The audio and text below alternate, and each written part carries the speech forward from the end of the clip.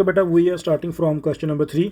Previous video में हमने question number 1 and question number 2 को कंप्लीट कर लिया था। So if you have any question you can ask, right? Okay, so बेटा we are starting from question number 3 and the part A is 4 pseudocode descriptions and 5 pseudocode keywords are shown. Draw one line to link each pseudocode description to the most appropriate pseudocode keyword. Not all pseudocode keywords will be used. Okay, बेटा यहाँ पर हमारे पास basically हमने क्या करनी है, column matching करनी है, राइट? तो हमारे पास एक तरफ क्या है, pseudocode की डिस्क्रिप्शंस हैं और दूसरी तरफ हमारे पास क्या है, pseudocode के कीवर्ड्स हैं। हमने ये देखना है कि कौन सी pseudocode की जो डिस्क्रिप्शन है वो किस कीवर्ड के साथ मैच कर रही है, राइट? ओके जी, बेटा स्टार्ट करते हैं। सबसे पहली डिस्क्रिप्शन से, that is stores data in a file.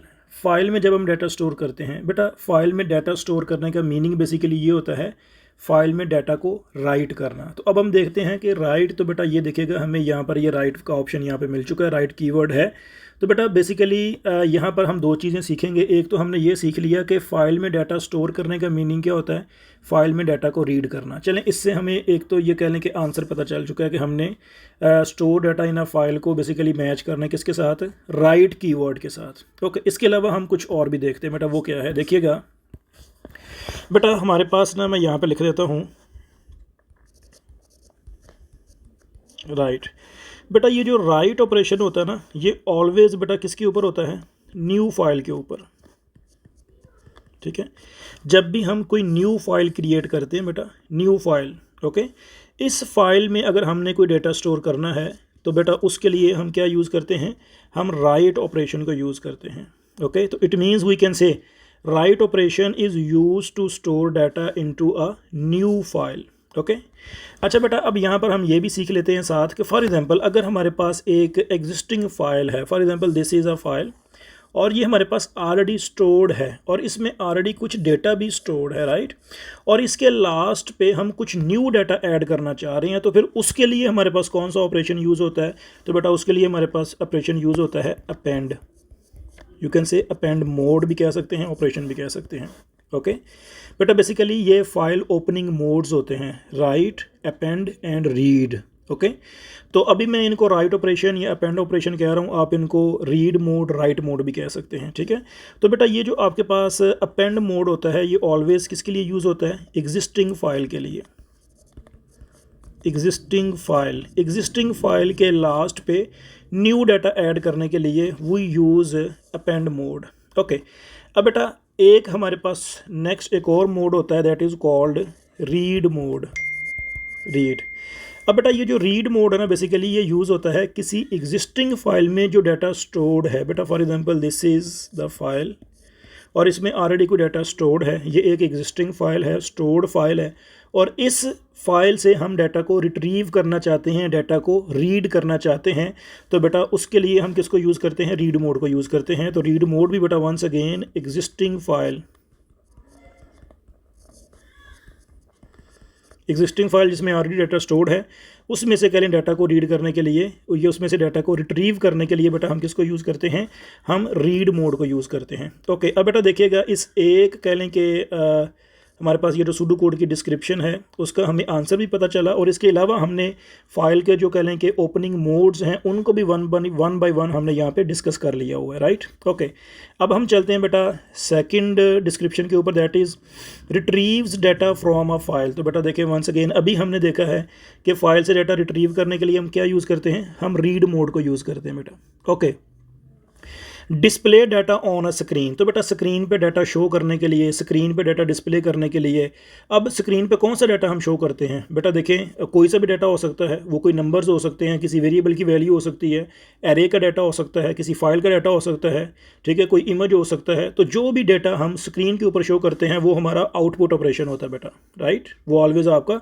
Output operation होता है। Okay, enters data from a keyboard. तो बेटा कीबोर्ड से जब भी हम डाटा एंटर करते हैं, दैट मीन्स वो क्या होता है आपका, वो आपका क्या होता है बेटा, इनपुट होता है, इनपुट ऑपरेशन होता है, राइट? हम इनपुट के थ्रू डाटा को कह लें कि कीबोर्ड के थ्रू डाटा कंप्यूटर में इनपुट करवाते हैं। ओके, अब बेटा देखिएगा यहाँ पर हमारे पास ना ये ओपन बच गया। ओपन किसी के साथ भी यहाँ पर कनेक्ट नहीं होगा, क्योंकि यहाँ पर एग्जामिनर ने खुद से मेंशन किया हुआ है not all the pseudo code keywords will be used. Okay, अच्छा अब बेटा यहाँ पर हम ये देखते हैं कि ये ओपन क्या है। तो बेटा ओपन बेसिकली क्या है, ये हमारे पास फाइल को जब हम इन तीनों में से किसी भी ओपनिंग मोड में कह लें कि फ़ाइल को ओपन करते हैं, तो फाइल को ओपन करने के लिए ये कीवर्ड यूज़ होता है। ठीक है, हम फाइल को राइट मोड में ओपन करना चाहें, या फाइल को अपेंड मोड में ओपन करना चाहें, या हम फाइल को रीड मोड में ओपन करना चाहें, we always use open keyword, right. File को हमें ओपन करना पड़ता है।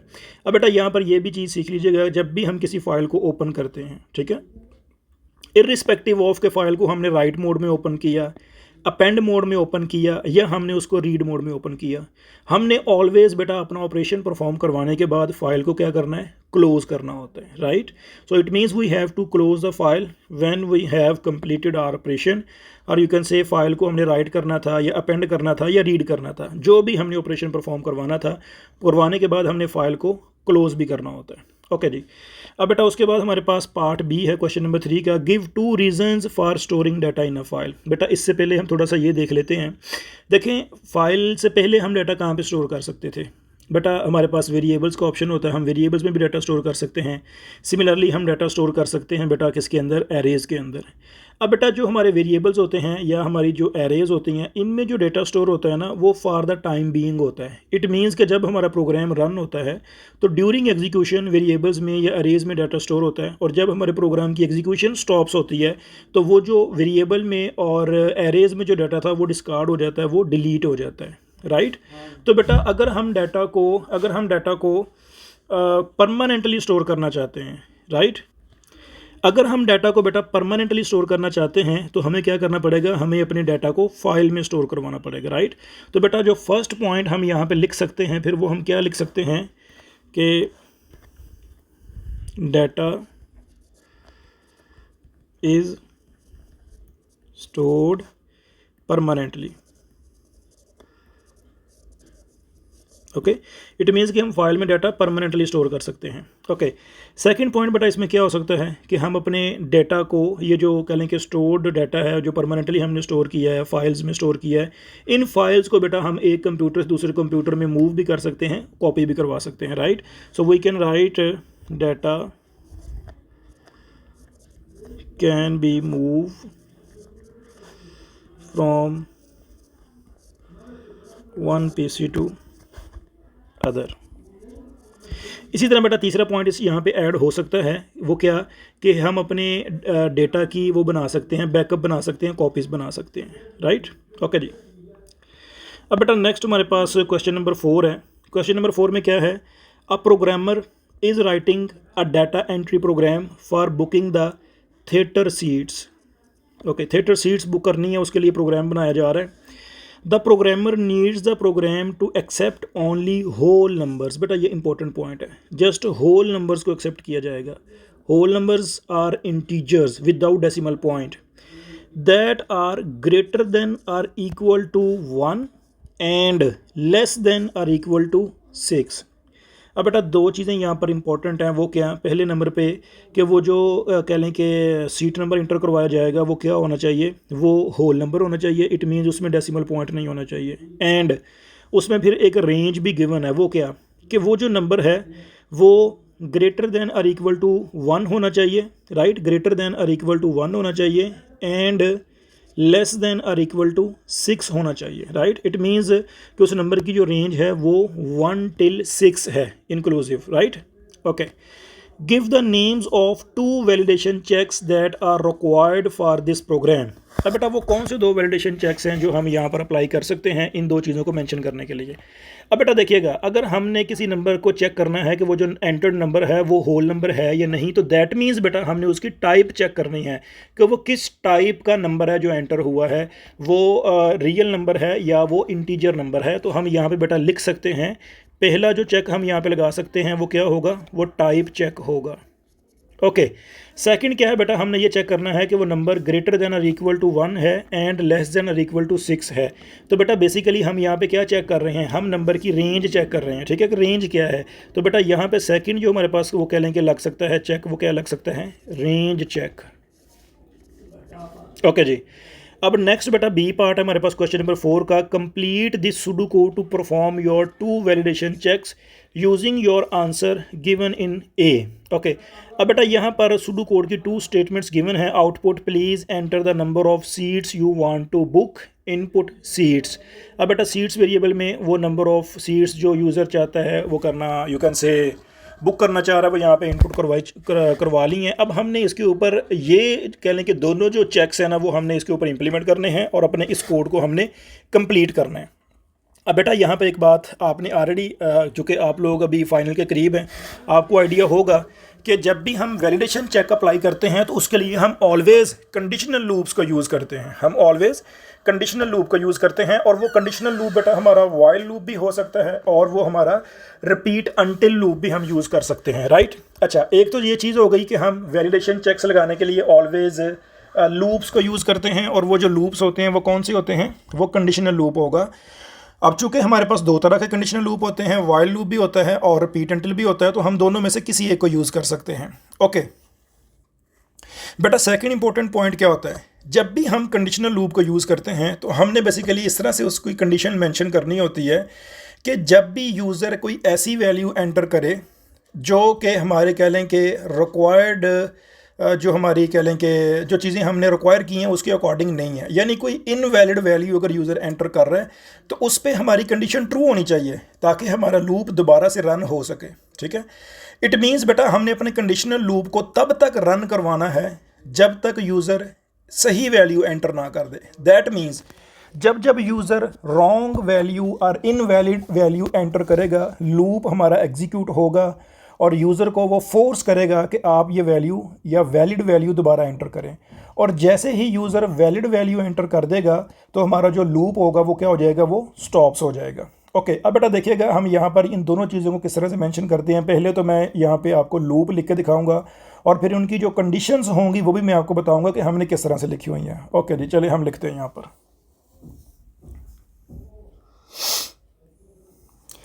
ओके बेटा, मैं यहाँ पे वाइल लूप को यूज़ कर रहा हूँ। आई राइट वाइल वेरिएबल बेटा हमारा सीड्स है, तो मैं यहाँ पे सीड्स ही लूँगा। वाइल सीड्स लेस देन 1 और सीड्स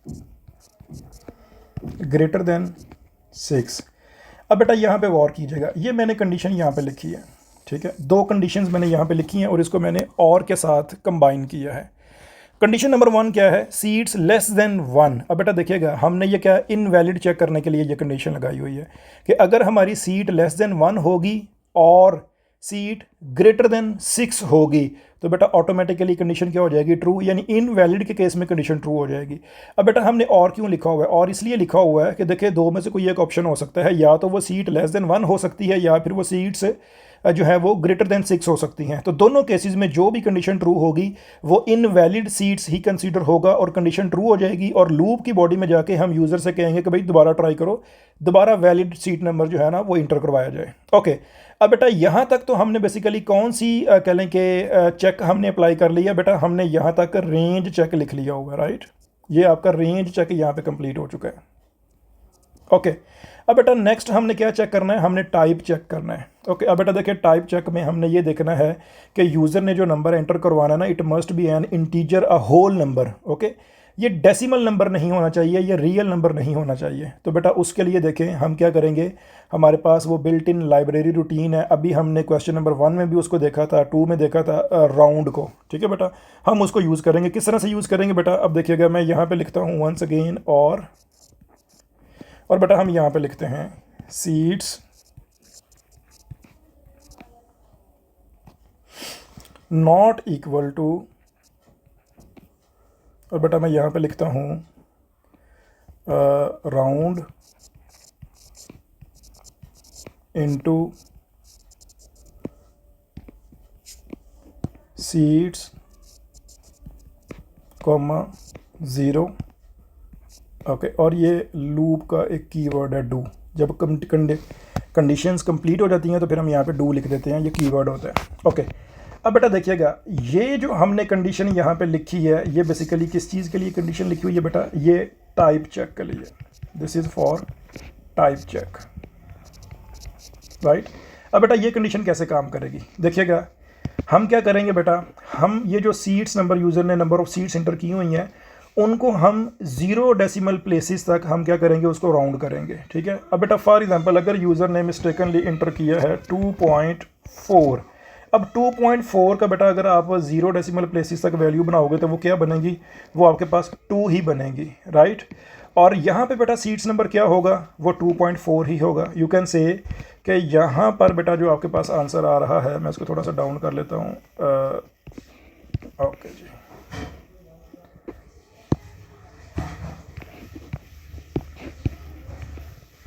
देखिए बेटा फॉर एग्जांपल यूज़र ने जो वैल्यू एंटर की थी वो है 2.4, और ये जो राउंड सीट्स इंटू 0 है ये हमें क्या निकाल के देगा, उसको राउंड करके देगा, वो क्या आएगा 2। तो बेटा देखिए 2.4 is not equal to 2, that means कि जब भी यूज़र कोई डेसिमल पॉइंट वाली वैल्यू एंटर करेगा तो उसके ऊपर हमारी ये जो कंडीशन होगी वो क्या हो जाएगी, वो ट्रू हो जाएगी। इट मीन्स कि वो यूज़र ने जो नंबर इंटर किया है वो इनवैलिड है। तो बेटा देखिएगा ये दो कंडीशंस हमने लगाई हैं और इन दोनों कंडीशंस को हमने as a compound condition use किया हुआ है, यानी इसमें मल्टीपल कंडीशंस को हमने कंबाइन किया है यूजिंग और। अब बेटा देखिए और हमने क्यों यूज़ किया है कि हमने कहा है कि if any of the condition becomes true, यानी अगर इनमें से किसी भी कंडीशन को यूज़र वायलेट करता है, यूज़र कोई इनवैलिड नंबर इंटर करता है तो कंडीशन ट्रू हो जानी चाहिए और लूप को रन होना चाहिए। तो इस केस में बेटा हम क्या करेंगे, ये जो दो स्टेटमेंट्स बेटा हमने यहाँ पे लिखी हुई हैं हम इनको दोबारा रिपीट करेंगे बॉडी के अंदर। हम बॉडी में आके फॉर एग्जांपल यहाँ पे लिखते हैं आउटपुट और एक प्रॉम्प्ट मैसेज यूज़र को देंगे, enter valid seats again, right. और फिर हम क्या करेंगे बेटा, इनपुट सीट्स, ओके। और यहाँ पे बेटा हम क्या करेंगे, एंड वाइल करेंगे, ओके। अब बेटा देखिएगा यहाँ पर होगा क्या कि सबसे पहले यूज़र यहाँ पर सीट्स एंटर करेगा, फिर हम इन कंडीशंस को चेक करेंगे। अगर इनमें से कोई एक भी कंडीशन ट्रू हो जाएगी तो हम लूप की बॉडी में आएंगे, यूज़र को ये एक प्रॉम्प्ट मैसेज दिखाएंगे और उसके बाद उन सीट्स की वैल्यू दोबारा इनपुट करवाई जाएगी। वो वैल्यू इनपुट करवाने के बाद बेटा यहाँ से बैक हम जाएंगे, दोबारा इस कंडीशन को टेस्ट करेंगे। If still any of the condition becomes true तो दोबारा बेटा हम लूप की बॉडी को रिपीट करेंगे, वंस अगेन यूज़र को ये मैसेज देंगे और दोबारा उसे सीट्स नंबर इनपुट करवाएंगे और यहाँ से फिर बैक जाएंगे, दोबारा कंडीशन को टेस्ट करेंगे। और बेटा ये जो सारा प्रोसीजर है वो तब तक रिपीट होता जाएगा जब तक user valid seat number enter नहीं कर देता, राइट। तो बेटा ये बेसिकली हमारा वैलिडेशन चेक परफॉर्म करने का एक वे होता है कि जब भी हम वैलिडेशन चेक लगाते हैं हम कंडीशनल लूप्स यूज़ करते हैं और हमने बेसिकली कंडीशन को इस तरह से लिखना होता है कि वो इनवैलिड नंबर के लिए, इनवैलिड डाटा आइटम के लिए वो ट्रू होनी चाहिए, ठीक है, ताकि जब भी यूज़र इनवैलिड वैल्यू एंटर करे तो कंडीशन ट्रू हो जाए और हम लूप के अंदर यूज़र को लेके आएँ और दोबारा हम उसको फोर्स करें कि तुम दोबारा वैल्यू एंटर करो और यूज़र तब तक, यानी कह लें कि हमारा जो लूप है वो तब तक एग्जीक्यूट करता जाए जब तक यूज़र वैलिड नंबर एंटर ना कर दे, ओके। अब बेटा नेक्स्ट क्लास में हम इंशाल्लाह क्वेश्चन नंबर बल्कि इसका ये वाला बेटा थोड़ा सा कह लें कि ये सी पार्ट है, बस हम इसको भी कंप्लीट कर लेते हैं, फिर नेक्स्ट लेसन फिर हम इंशाल्लाह क्वेश्चन नंबर 5 से स्टार्ट करेंगे, ओके जी। Give one item of test data to use when testing this program and state the reason for your choice of test data. बेटा टेस्ट डाटा बेसिकली हमने देखा हुआ है P2 में कि टेस्ट डाटा की डिफरेंट टाइप्स होती हैं, नॉर्मल टेस्ट डाटा, अब नॉर्मल टेस्ट डाटा, सिमिलरली बेटा boundary test data, extreme test data, ठीक है। तो वो कह रहा है कोई एक टाइप आप यहाँ पे बताएं कि किस टाइप के डाटा के ऊपर आप इसको चेक कर सकते हैं। तो बेटा कोई सी भी टाइप हम यहाँ पे लिख सकते हैं। For example I write here, you can say test data हम 7 लिख देते हैं फॉर एग्जांपल, या यू कैन से आप यहाँ पे लिख सकते हो 9 लिख सकते हो, आप 8 लिख सकते हो, या बेटा आप 0 लिख सकते हो, ठीक है ना। अब ये सारे का सारा देखें कौन सा डाटा है जिसके ऊपर आपका प्रोग्राम क्या होगा, बेटा इनको क्या करेगा, रिजेक्ट करेगा, ये इनवैलिड वैल्यूज़ हैं। तो बेटा ये जो इनवैलिड वैल्यूज़ होती हैं बेसिकली ये क्या होती हैं, यानी ये जो एक्सेप्ट नहीं हो रही। अब ये क्या है, ये अब नॉर्मल वैल्यूज़ हैं, ये अब नॉर्मल टेस्ट डाटा है बेटा, ठीक है ना। तो बेसिकली हम यहाँ पे क्या लिख सकते हैं, अब नॉर्मल डाटा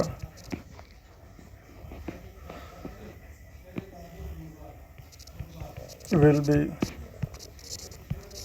रिजेक्टेड, ठीक है बेटा, यानी जो अब नॉर्मल डाटा होगा वो सिंपली रिजेक्ट कर दिया जाएगा, ओके। तो बेटा जस्ट अब नॉर्मल डाटा के ऊपर ही हम इसको चेक नहीं कर सकते, हम इसको नॉर्मल डाटा के ऊपर भी चेक कर सकते हैं, अब नॉर्मल के ऊपर भी चेक कर सकते हैं, ठीक है। और हम इसको बाउंड्री के ऊपर भी चेक कर सकते हैं और एक्सट्रीम टेस्ट डेटा के ऊपर भी हम इसको चेक कर सकते हैं। ओके बेटा, यहाँ तक आपका क्वेश्चन नंबर 4 कंप्लीट हो चुका। नेक्स्ट जो हमारी कह लें कि होगी वीडियो होगी, इसमें हम इंशाल्लाह क्वेश्चन नंबर 5 से स्टार्ट करेंगे। ओके।